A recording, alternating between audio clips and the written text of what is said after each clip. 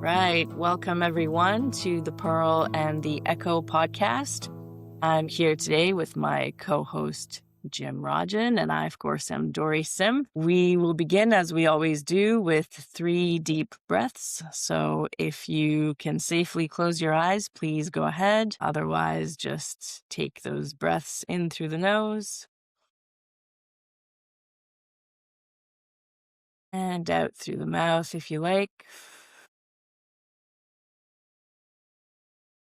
Once again, in through the nose and out through the mouth.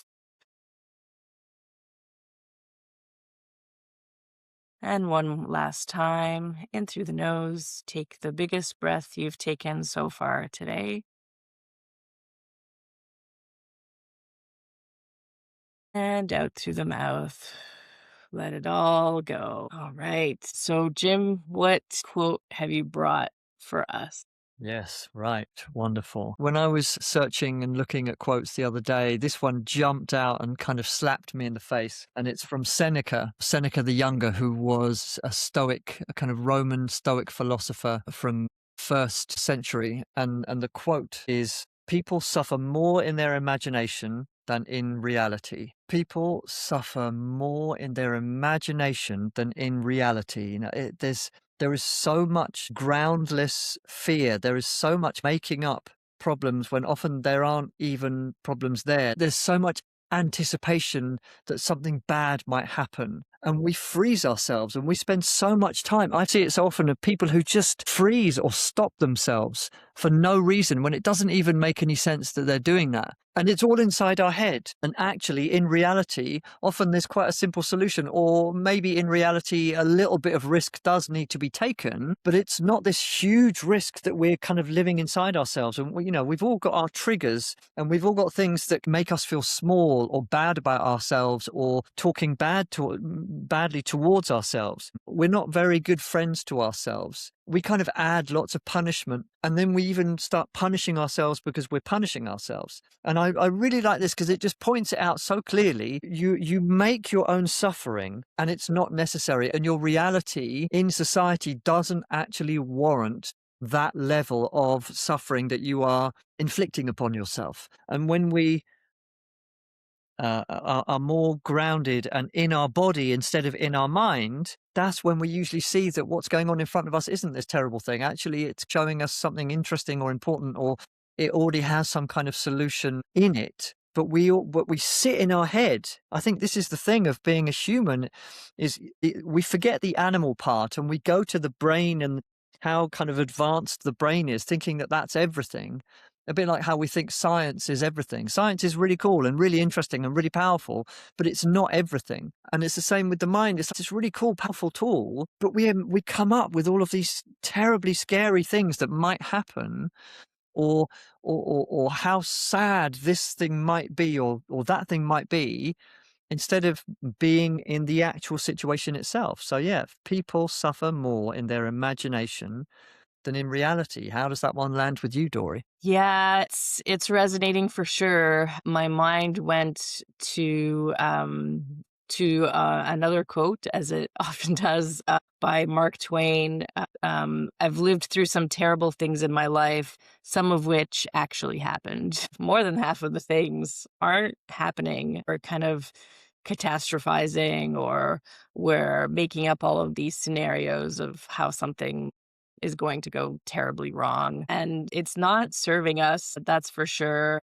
I think it's part of our mind trying to protect us or trying to keep us safe, but it's not really keeping us safe, is it? It's keeping us small. And then you just play small your whole life, and you don't take risks. You don't chase after your big, beautiful dreams, and you get stuck.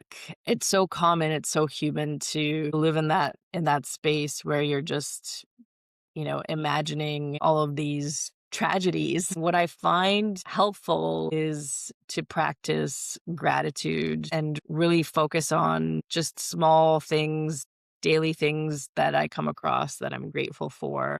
And that can help me kind of come out of that state. But we love ruminating. Like the mind loves to ruminate, and you just kind of get stuck in this thought pattern, in this pathway. And ooh, it's so comfortable because you've been there so many times before. And so you just stay in there. It becomes a question of what is going to take you out of that? What are your go-to things? Yeah. Why can't we just daydream? Why is it that the mind has to come up with all these catastrophizing things and this will be terrible? I'm very aware that clinical depression is a real thing, but I think there's a lot of depression that is just a low quality use of one's mind. Maybe the training can be to just daydream and go off and allow yourself to have wonderful imaginings instead of terrible ones. Um, Mhm. in the Upanishads, which is the ancient Hindu text, it talks a lot about the importance of being in possession of the self. And when we're not in possession of the whole of us, including the mind just runs riot. It just comes out with all kinds of stuff. I shouldn't have said this, but I shouldn't have done that. No, I look stupid saying that thing, or this person looks much better than I do, or is more beautiful than me, is more intelligent than me. There's this need for us to let go of that and just do it. Why has it got to be this internal battle between my mind worrying about stuff and then me trying to pluck up the courage to do things? Why can't it just be me daydreaming and just going, wow, yeah, actually, really cool, interesting, wonderful things can happen to me today. And I'm just going Mhm. to do things and see what happens. It's almost like the mind needs to stop us from doing things. And I know very well that the main one of the main aspects of one's mind is to stop you dying. So it's always looking for danger and keeping you from danger. And I get that, and that's okay. But we can use the mind, but you've got to do it actively because maybe the mind's like default is negative. So you kind of got to force it to positive and daydreaming and thinking about nice things and how wonderful life could be instead of the default of the negative. What do you think? Yeah, it's a practice for sure. I had a teacher years ago that summarized emotions into 6 categories, and 4 and a half of them were negative, right? It was things like anger, sadness, fear, guilt, and the half was like surprise, right? Because surprise isn't always good. It can be a bad surprise. And then just one good one, joy, right? Happiness, right? And there's good science showing that for every negative thing that happens to you or that you experience, you need double the positive things to happen for you to kind of come out of it. It really does become a practice then. In the Western world, we love to categorize things in these polarized ways, happy, sad, and I think there's a spectrum in there, and we're missing a whole lot of nuance in that. I think polarizing it is not helping us either because then we automatically go to one or the other. I really love neutrality. I love just sitting, meditating, and letting all of those thoughts pass through and just observe, let all the emotions pass through, observe, and get to this place of where you're just observing. And sure, thoughts and feelings are still happening, but it feels a bit more neutral than living in that dark imagination where things are for sure going to go the worst possible way, right? I feel that often when we're in that negative space and we're so deeply intertwined with the experience of it, and especially with other individuals, maybe you've had an argument or you're going through something challenging with another person, you might be thinking all sorts of things about how they're experiencing the situation and, oh, this person hates me, whatever. But they're going through their own thing, their own version of that. And we're all kind of in these false realities. A lot of it is not real. A lot of it's not really happening in that other person, right? We just ascribe all of these feelings and thoughts and emotions to it, and it's not happening. Then that person isn't happening, and therefore that person isn't real, and you as well, because we're in this kind of negative internal state of everything's going to be terrible, and I'm suffering. Well, then I don't show myself. I don't show my true me. I'm not authentic because I'm like, oh my God, I have to pretend, or we go down the toxic positive. Everything's wonderful. And hey, isn't everything great? I think all human connection really wants is that the two people coming together in connection are being honest and genuine. And then, because then wonderful things happen. That's how, relationships flourish and they become really beautiful things. But if you're focused on this kind of negativity, that influences how your character is and how you're showing up or how you're presenting yourself to that other person, doesn't it? I'm all like, oh, I'm all really nervous and shy, and I go to a job interview, for example, and I'm like, oh, oh, maybe maybe they don't like me, or how's my hair, and then you go Mhm. in and you don't connect with that person. Instead of saying, let's see how this goes. Maybe it's a disaster, maybe it's amazing. Who cares? Let me just go in and enjoy myself and see what Mhm. happens. Let me stand outside the door before I go in and just go, yeah, this could be really interesting. Let's have some fun.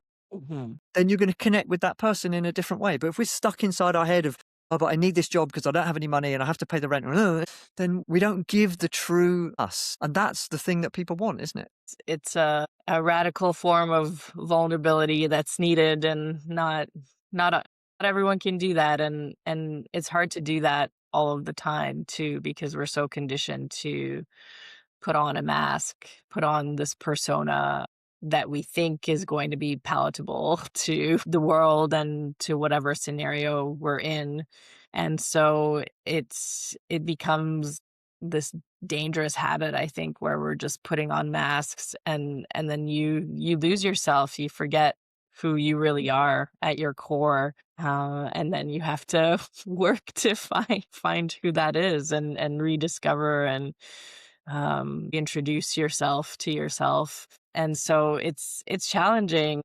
I wonder what how we can remind ourselves or recognize when we're in that moment, when we're in that imagination that's not serving us. How can we step out of it? How can we give some space and say to ourselves, I'm doing that thing, I'm ruminating, or I'm spiraling, or I'm fixating on this. Yeah. Maybe it's a walk in nature. It's kind of getting yourself back into your body. I mean, I do a lot of laughing at my mind because Yeah. it just comes up with stuff and I'm just like, that's just ridiculous. That's not me, or disassociating Yeah. oneself with the mind, but also the mind just disappears. When you go walk in a forest, there often is no mind. You're fully present. You're in full possession of self.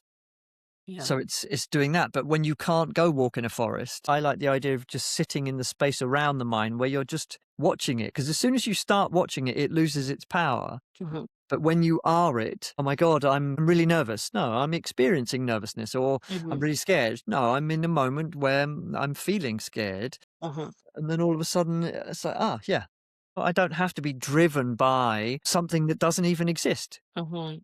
Yeah. Yeah, I like to shake things out, as much as I can. Really let the body finish whatever that stress response might be, because it does live in us. So big kind of arm motions, or just kind of like jumping around. I mean, you can't always do that in a social setting, but if you just go to the bathroom and kind of have at it, you can let go of quite a bit, and just kind of let the body do its thing. Like, once you start doing those types of exercises, your body kind of knows what to do and how it needs to move to complete that experience. Yeah, and experimenting with it as well. You go to the bathroom and often have a kind of talk to yourself, or you jump around or shake it out or pat yourself down, and treat life like it's a bit more of an experiment instead of it has to be this or it has to be that. Because I think that's the mind. The mind wants the yes or no, or right or wrong, or win or lose. I have to win this, or Mhm. otherwise I lose. And so it's a very pressure based kind of tool, and we can just take the pressure off and go, well, it doesn't really matter, because then as soon as it doesn't really matter, you all automatically usually perform better. It's when you put pressure on yourself Yeah. that it kind of gets ruined. Like you're going to give a speech or something, and if there's all this pressure, then of course you're going to get on stage and forget your words. But if you, or you're in just a meeting or sitting in a circle, and it comes to you to be the one to speak next, if you just go, it's fine if I get this wrong. We could even start with, I'm probably just going to mess my words up here.